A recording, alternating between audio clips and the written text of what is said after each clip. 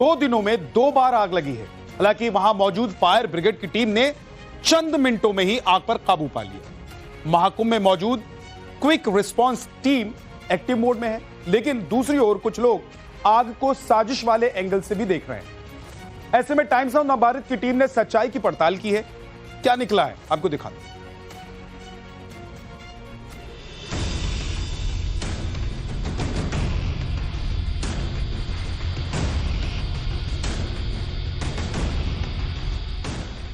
संगम के तट पर लगी जिस धधकती हुई आग ने सनातनी श्रद्धालुओं की सांसें थाम ली थी, जिस अग्नि ज्वाला की वजह से आस्था के महाकुंभ में चंद मिनटों की अफरा तफरी सी मच गई थी, जिस हादसे ने हिंदुस्तान की 140 करोड़ की आबादी को डरा दिया था, धुएं के जिस गुब्बार ने समूचे देश को आशंकाओं के खौफ से भर दिया था, उसको लेकर तमाम दावे सोशल मीडिया पर किए जा रहे हैं। साजिश की चिंगारी से महाकुंभ को सुलगाने के षड्यंत्र की बातें उछाली जा रही हैं। लोगों के मन में तमाम तरह की आशंकाएं आकार ले रही हैं, तो लोगों के मन में सवाल उठ रहा है, क्या वाकई किसी साजिश के तहत महाकुंभ में आग लगाई गई? क्या सच में चलती ट्रेन से किसी ने आग लगाने की कोशिश की, या महाकुंभ को बदनाम करने के लिए अफवाह फैलाया जा रहा है? घनघोर आशंकाओं में लिपटे ये सवाल इसलिए अहम है क्योंकि सोशल मीडिया पर 1-2 नहीं बल्कि सैकड़ों ऐसे दावे हैं जिसमें साजिश का जिक्र है। किसी ने लिखा है कि महाकुंभ में आग की घटना एक साजिश का हिस्सा हो सकती है। किसी ने पूछा है ये किसकी साजिश हो सकती है, तो कुछ लोग सीधे सीधे कह रहे हैं ये पूरी तरह से साजिश का नतीजा था। तो किसी ने यहां तक दावा किया कि ट्रेन ऊपर से निकलती है और कुछ देर बाद उसके नीचे के टेंट में आग लग जाती है। पूछा जा रहा है कि अगर सिर्फ पुल के एक तरफ ही आग लगी, ये सिर्फ आग नहीं, साजिश की आग है। ऐसे तमाम दावों के बीच टाइम्स नाउ नवभारत की टीम मौके पर पहुंची, तमाम लोगों से बात की, पड़ताल की, सोशल मीडिया के दावों को सच्चाई की कसौटी पर कसने की कोशिश की। क्या क्या पता लगा, ये हम आपको विस्तार से बताएंगे, मगर उससे पहले जान लीजिए कि लोग किस तरह चलती ट्रेन का नाम लेकर आशंकाओं को आकार दे रहे हैं। 4:25 पर लगभग ऊपर से ट्रेन गुजरी है। इसके बाद से अब ये जानकारी नहीं कि कहां से आग लगी, लेकिन 4:30 बजे राइट भयंकर धुआं जब निकला तो हम लोग दौड़ करके आए, रोड पर खड़े हुए, लेकिन 3 से 4 मिनट में प्रशासन पूरी आ गई। दरअसल 19 फरवरी की शाम तकरीबन 4:15 बजे महाकुंभ में आग लगने की खबर आई। देखते ही देखते आग की लपटें एक के बाद एक टेंट हाउस को खाक करती चली गई। अग्नि ज्वाला इतनी प्रचंड थी कि पूछिए मत। ऊपर से धुएं का गुबार निकल रहा था। हालांकि एनडीआरएफ और फायर ब्रिगेड ने समय रहते आग पर काबू पा लिया, लेकिन तब तक आग ने 180 कॉटेज जला दिए। हालांकि किसी की जान नहीं गई। सूचना मिली कि ऐसे एक सिलेंडर फटने से सेक्टर 19 में जो है आग लगी है।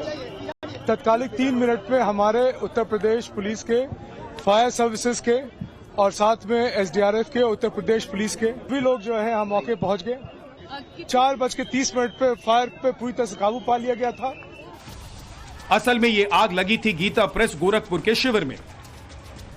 शिविर में सिलेंडर फटने से आग लगी। एक के बाद एक 19 सिलेंडर फट गए। वहीं से आग पसरी और फिर देखते ही देखते वो विकराल हो गई। मगर गीता प्रेस के ट्रस्टी क्या कह रहे हैं वो सुनिए जरा।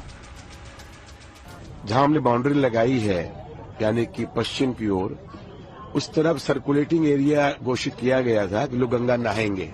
उस तरफ से वो अग्नि की कोई चीज हमारे इस तरफ आई और फिर वो चिंगारी बन करके धीरे धीरे करते हुए हमारे सारे खत्म हो गए कॉटेज। आग लगने की खबर मिलते ही सियासत भी शुरू हो गई।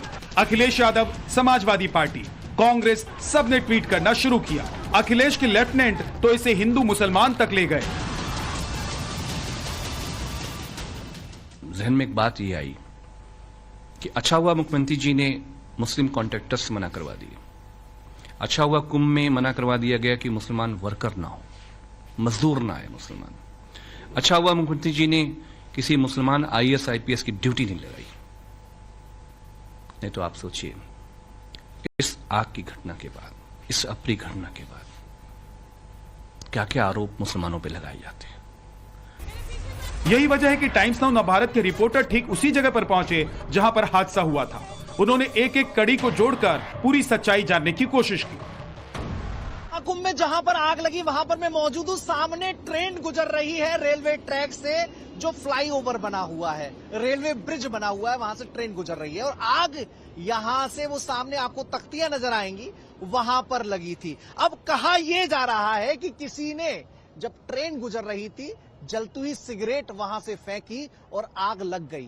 क्या वाकई ऐसा पॉसिबल है? क्योंकि ऊंचाई बहुत है और जहां पर आग लगी वो दूरी भी बहुत है। ये लोग यहाँ के रहने वाले हैं जो कुटिया में मौजूद। सिगरेट वाली धारणा है कि सिगरेट किसी ने ऊपर से फेंक दी, क्या संभव है? नहीं, ये एकदम गलत बात है, सब अफवाह है।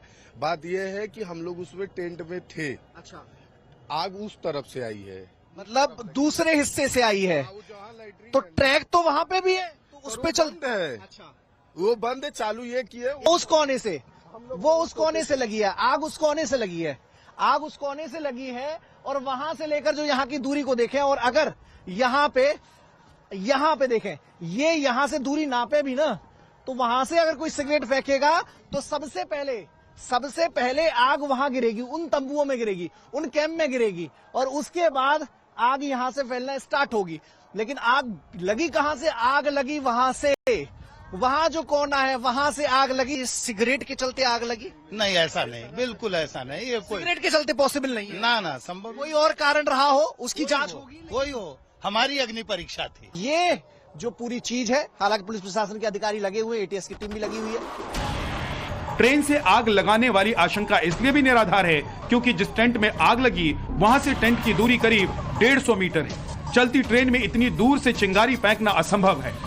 हालांकि मजिस्ट्रेट जांच शुरू हो गई है क्योंकि योगी सरकार रत्ती भर चूक नहीं चाहती। यही वजह है कि रविवार को लगी आग पर 25 से 30 मिनट में काबू पा लिया गया, तो सोमवार को लगी आग को 2 मिनट में बुझा दिया गया। यहाँ पे 53 फायर स्टेशन प्लस 20 चौकियां और प्रयागराज में 175 मैन पावर है। यहाँ पे 1300 प्लस मैन पावर हमने डिप्लॉय कर रखा है। का एक फायर स्टेशन का क्षेत्र 800 स्क्वायर मीटर के आसपास है। यानी अगर मध्य में फायर स्टेशन हो तो एक फायर स्टेशन की गाड़ी को ट्रेवल करने में इतनी भीड़ भाड़ में भी 3 से 4 मिनट से कम लगेगा। मतलब हमारा रिस्पांस टाइम 3 मिनट के आसपास है। 2 दिन आग लगने के बाद योगी सरकार ने नई एडवाइजरी जारी की है। कहा गया है कि आपातकाल के दौरान शांत रहें और ठंडे दिमाग से काम करें, सुरक्षित दूरी से निकटतम अग्निशमन उपकरणों का उपयोग करें, खुद को खतरे में डाले बिना आग बुझाने का प्रयास करें। जाहिर है कि महाकुंभ को सुरक्षित बनाने के लिए योगी सरकार पूरी शक्ति के साथ जुटी हुई है और इसी का नतीजा है कि हादसों को मिनटों में निपटाया जा रहा है। प्रयागराज से मनीष यादव के साथ bureau report, times now Navbharat.